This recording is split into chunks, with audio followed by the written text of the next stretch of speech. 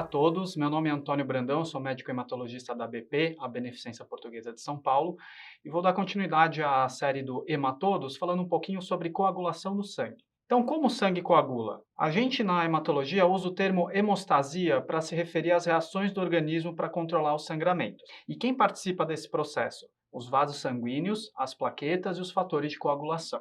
No organismo, o sangue circula na forma líquida. Em algumas situações, quando, por exemplo, tem algum corte, alguma lesão em algum vaso sanguíneo, o organismo tenta formar os coágulos, o sangue mais sólido, por assim dizer, para tentar estancar e controlar esse processo. Então, a gente divide as etapas da coagulação, ou da hemostasia, em 3 etapas. A hemostasia primária, que é a resposta inicial da coagulação do sangue, em que a parede do vaso sanguíneo, chamada de endotélio, se contrai, e as plaquetas, que são partículas de uma célula chamada megacariócito, elas vão se ligar à parede do vaso sanguíneo, vão se juntar e se agregar, formando um tampão inicial. Na sequência, ocorre a chamada hemostasia secundária, que é uma série de reações que envolve diversas proteínas chamadas fatores de coagulação. E o objetivo final é formar uma proteína sólida chamada fibrina, que vai ajudar a aderir melhor esse tampão de plaquetas e formar, por fim, o coágulo. E após a formação do coágulo, após a cicatrização do vaso sanguíneo,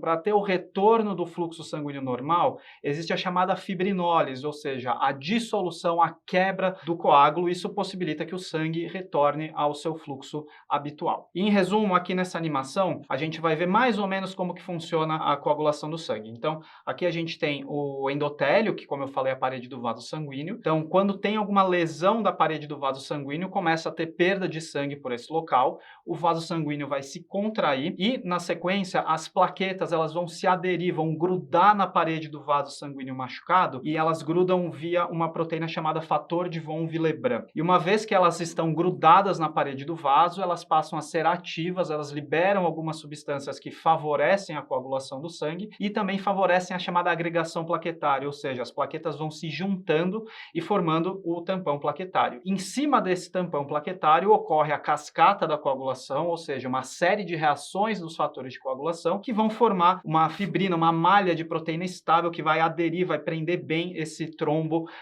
de plaquetas e fatores de coagulação. E depois o organismo vai cicatrizar esse vaso sanguíneo e vai reabsorver esse coágulo, como eu falei, a fibrinólise. Isso possibilita que o sangue volte a circular normalmente pela região, ok? Então, obrigado a todos pela atenção, espero ter ajudado um pouquinho a entender melhor como que funciona a coagulação do sangue.